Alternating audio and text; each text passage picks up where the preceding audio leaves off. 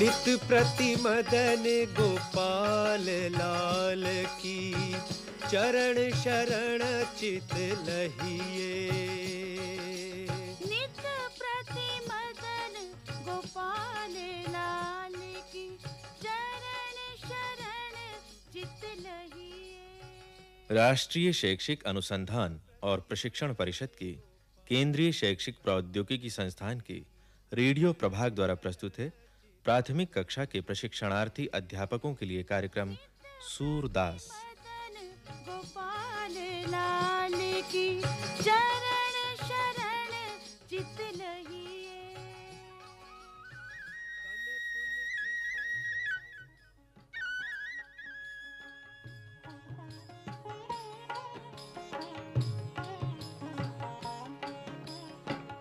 हरि अपने आंगन कछु गावत, हरि अपने आंगन कछु गावत। तनक तनक चरणनी सो नाचत, तनक तनक चरणनी सो नाचत। मन ही रिझावत, हरि अपने आंगन कछु गावत, हरि अपने आंगन कछु गावत।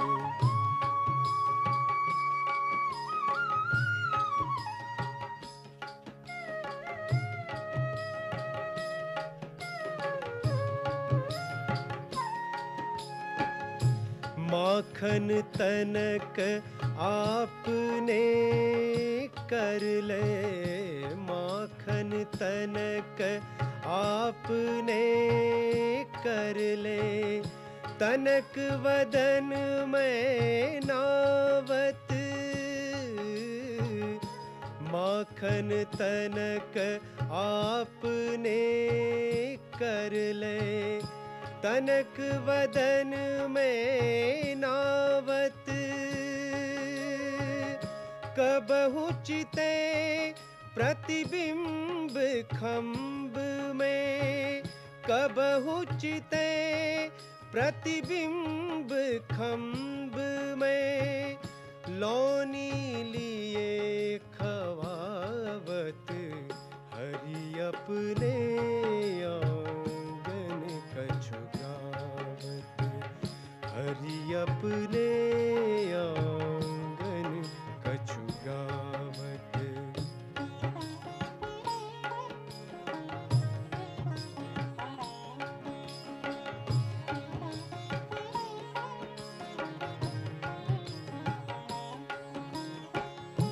सूर श्याम के बाल चरित नित, सूर श्याम के बाल चरित नित।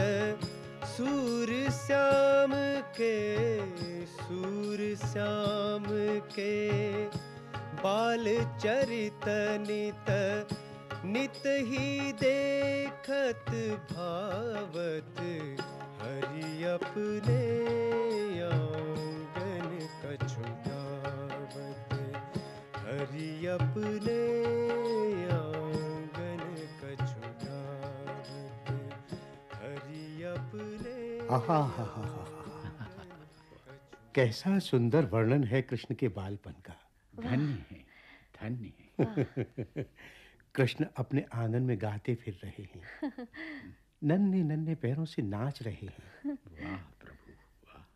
कभी खंबे में अपने ही प्रतिबिंब को देखकर अपनी ही उस परछाई को दूसरा बालक समझ उसे माखन खिला रहे हैं। बलिहारी प्रभु, बलिहारी। कभी स्वयं खा रहे हैं तो कभी कुछ गिराते जा रहे हैं। वाह भाई वाह, कैसा मनोहर दृश्य खींच दिया है आंखों के सामने। किसका पद है भला? उन्हीं का पद है जो गा रहे हैं, भक्त कवि सूरदास।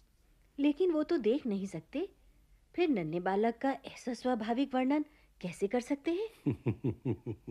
देख नहीं सकते तो क्या हुआ, महसूस तो कर सकते हैं। उनकी वर्णन करने की शक्ति तो देखो। वो तो बिना देखे जो वर्णन कर रहे हैं उससे तो हमें दिखाई देने लगता है। हाँ, ये तो आप ठीक कहते हैं। किसी ने कहा भी तो है, बाहर नैन विहीन सो भीतर नैन विशाल, तिन्हें न जग कछु देखिबो लखी हरि रूप निहाल। वाह वाह। हाँ, ये तो सूरदास जी के बारे में ही कहा गया है कि ये बाहर से तो नयन विहीन हैं, मगर इनके अंतर के नयन विशाल हैं और अंतर के उन्हीं विशाल नयनों से ये अपने हरि का रूप देख-देख कर निहाल है। धन्य है प्रभु, धन्य। गोपाल लाल की चरण शरण चित लहिए। नित प्रति मदन गोपाल लाल की चरण शरण। अपने आराध्य श्री कृष्ण की लीलाओं का गान करने वाले महाकवि सूरदास का जन्म सन 1478 में दिल्ली के पास सीही गांव में हुआ था।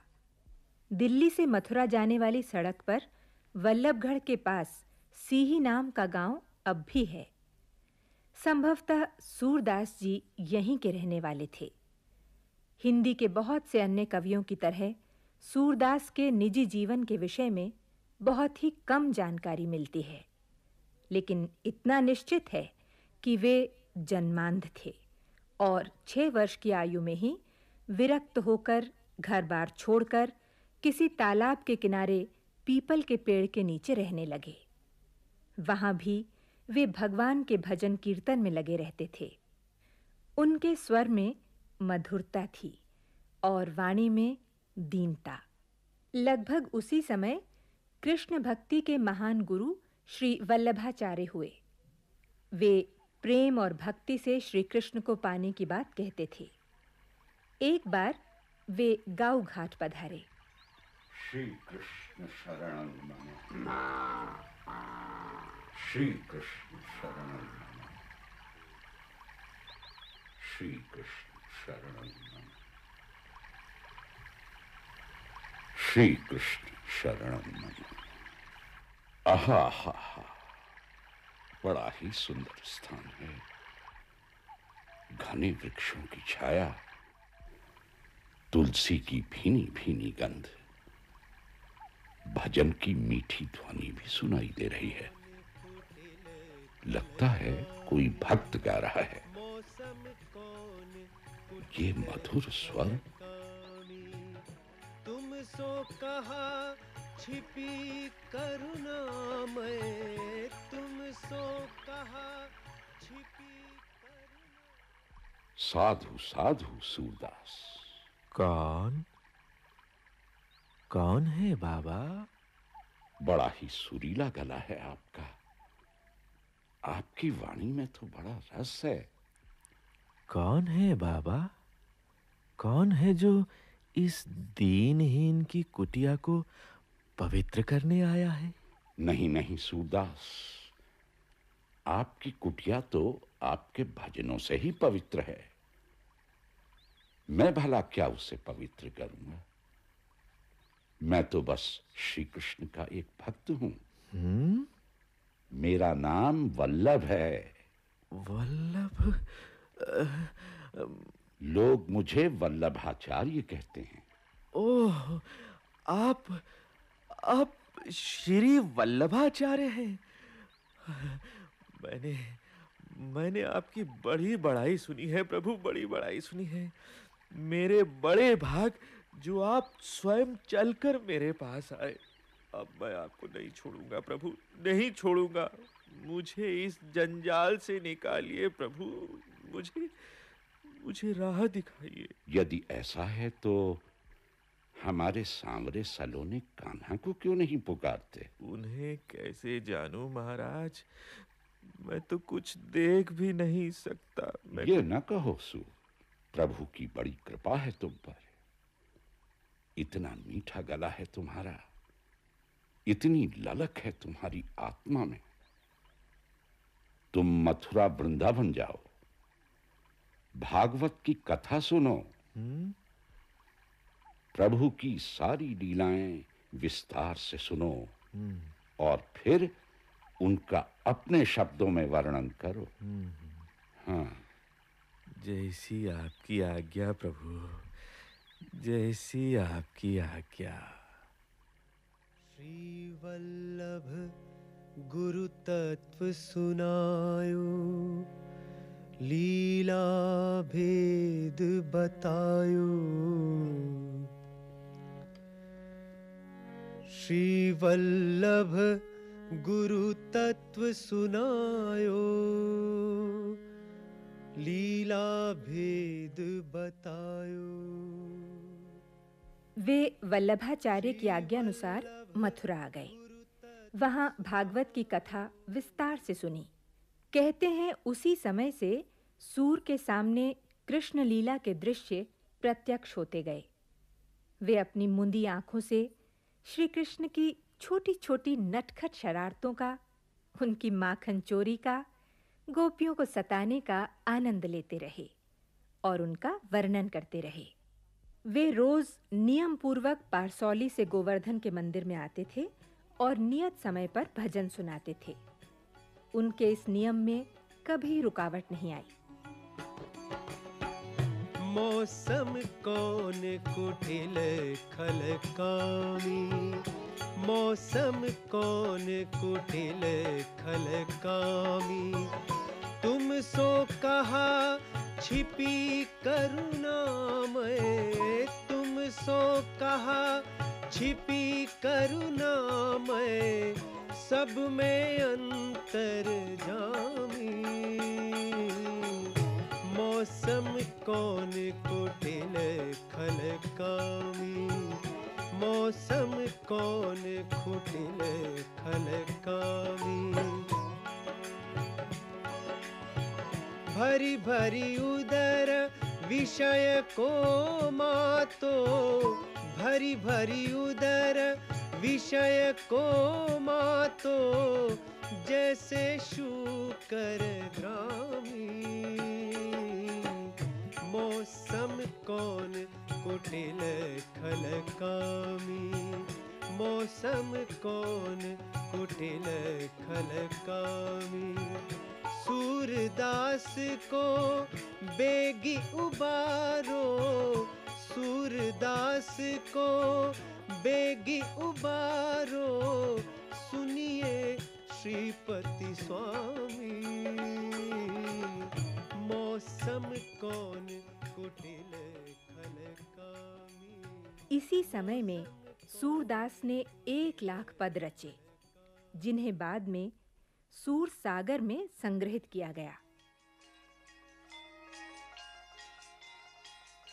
अरे भाई, न जाने क्या बात है, कीर्तन का समय हो गया और सूरदास जी नहीं पधारे। ये तो बड़ी अनहोनी बात है। और क्या आश्चर्य है, आंधी पानी कुछ भी सूरदास जी को नहीं रोक सकते ना। वो तो हमेशा ठीक समय पर मंदिर पहुंच जाते हैं। वही तो कह रहा हूं कि ये तो अनहोनी है। मुझे तो चिंता हो रही है। कहीं नहीं भाई नहीं, भगवान न करे कहीं उनका स्वास्थ्य खराब हो और तभी यहाँ न पहुंच सके हो। ठीक कहते हो भाई, उम्र भी तो हो गई है। 80-82 से क्या कम होंगे। अरे कोई तो कहता है 100 के पास पहुंच रहे हैं। हो, तब तो समझो ये पुष्टि मार्ग का जहाज अब जा ही रहा है। चलो भैया, पारसोली चलकर सूरदास जी के दर्शन कर ले। हाँ, ठीक कहते हो भाई।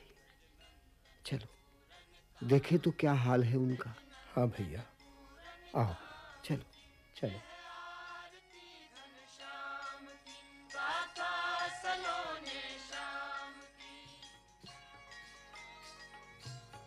तलहटी श्री गोवर्धन जी की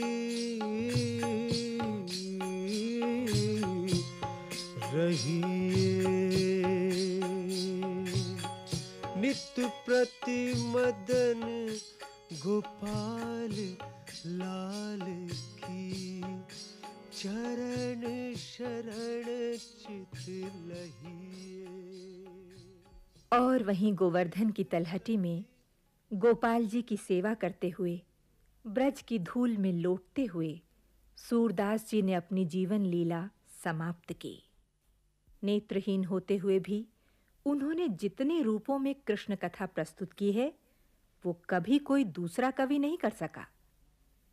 हिंदी कविता के आकाश में सूर सूर्य की तरह प्रकाशमान है। हरि अपने आंगन कछु गावत।